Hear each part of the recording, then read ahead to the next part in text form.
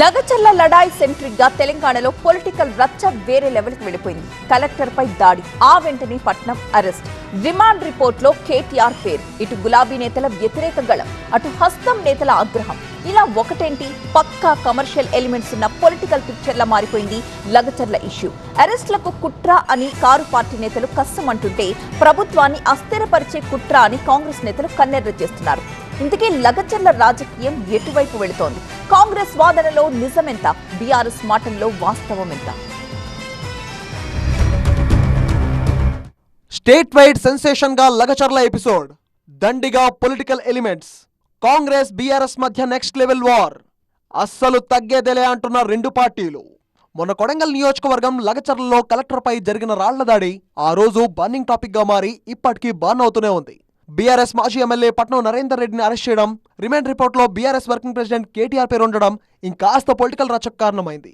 ఓవైపు అరెస్టుల భయాలు, మరోవైపు అరెస్ట్ చేస్తే చేసుకోండి అంటూ బీఆర్ఎస్ సవాళ్లు, ఇటు బీఆర్ఎస్ ది సెంటిమెంట్ గేమ్ అని ప్రభుత్వాన్ని అస్థిరపరచడానికే కుట్ర అని అధికార పార్టీ కౌంటర్లు, ఇలా అన్ని అంశాలు తెలంగాణ రాజకీయాల్ని కొత్త మలుపు తిప్పేశాయి, పొలిటికల్ అటెన్షన్ ని క్రియేట్ చేశాయి. ఇక లగచర్ల కేసులో అరెస్ట్ అయిన రైతులను పరామర్శించారు కేటీఆర్. అలాగే వారి కుటుంబ సభ్యులతో పార్టీ ఆఫీసులో సమావేశమయ్యారు. వారికి భరోసా ఇస్తూనే అధికార కాంగ్రెస్ పై కన్నెర చేశారు. రాష్ట్రంలో బీఆర్ఎస్ నేతల అరెస్టులకు కుట్ర జరుగుతోందని ఆగ్రహం వ్యక్తం చేశారు. గులాబీ నేతలను అరెస్ట్ చేస్తే రెట్టించిన ఉత్సాహంతో ప్రజాక్షేత్రంలోకి వెళ్తామన్నారు. ఈ 70 మందిని తీసుకపోతే, 2 డీసీఎంలు ఎక్కించి తీసుకపోతే అందులో ఎవరెవరు బీఆర్ఎస్ వాళ్ళు వాళ్ళను మాత్రమే ఇవాళ 21 మందిని రిమాండ్కు పంపినారు, మిగతా వాళ్ళందరినీ ఇంటికి పంపినారు. అలా కాంగ్రెస్ వాళ్ళు దాడి చేసిన వాళ్ళల్లో ఇప్పుడు నేను చెప్పిన పేర్లు ఉన్నాయి, వీడియోలో కనబడతారు, మీరు చూడండి. వాళ్ళని మాత్రం ఇంటికి పంపి ఎవరెవరైతే బీఆర్ఎస్ వాళ్ళో వాళ్ళనే పెట్టండి జైల్లో అని చెప్పి ఈ దాడి మొత్తం బీఆర్ఎస్ వాళ్ళే చేయించిండ్రు. ఈ దాడి మొత్తం రాజకీయ దాడి, ప్రజలు చేసింది కాదు అనే ఒక కుట్ర ప్రభుత్వం చేస్తున్నది, అనుముల రేవంత్ రెడ్డి చేస్తున్నాడు. ఇటు కేటీఆర్ కి కౌంటర్ ఇచ్చారు టీపీసీసీ చీఫ్ మహేష్ కుమార్ గౌడ్. కేటీఆర్ ప్రభుత్వాన్ని అస్థిరపరిచేందుకు కుట్ర పన్నారని ఆగ్రహం వ్యక్తం చేశారు. లగచర్ల దాడి ఘటనలో ఎవరిని వదిలేది లేదన్న ఆయన, విచారణలో కుట్ర అని తేలితే కేటీఆర్ పైన చర్యలుంటాయన్నారు. పార్లమెంట్లో 0 సీట్లు ఇచ్చిన రోజున కేసీఆర్ పని అయిపోయింది. ఏదో ఉన్నామని అనిపించుకున్న ప్రయత్నంలో భాగంగా వాళ్ళు అనవసరమైన విమర్శలు చేసి ప్రజల యొక్క ఆకర్షణని పొందే ప్రయత్నం చేస్తూ ఉన్నారు. నేను మళ్ళీ కేటీఆర్ చెప్తున్నా, ఈ లగచర్ల విషయంలో జరిగినటువంటి సందర్భం ఏంటంటే వ్యూహాత్మకంగా అక్కడ భూమి లేని వాడు వచ్చి దాడి చేయడం ఏంటి? ఇప్పుడు కేటీఆర్ వ్యూహంలో భాగంగా ఒకటి అంటే ఈ రాష్ట్రాన్ని డిస్టర్బ్ చేయాలి, గవర్నెన్స్ని డిస్టర్బ్ చేయాలి.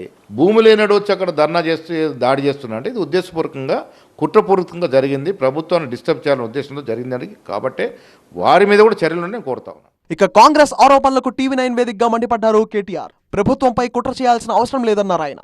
సీటు కోసం వాళ్లలో వాళ్లే కుట్ర చేసుకుంటారని ఘాటు రిప్లై ఇచ్చారు. కలెక్టర్ గారేమో నా మీద దాడి జరగలేదు, దాడి కాదు ఆ పదం వాడదని కలెక్టర్ చెప్తున్నాడు.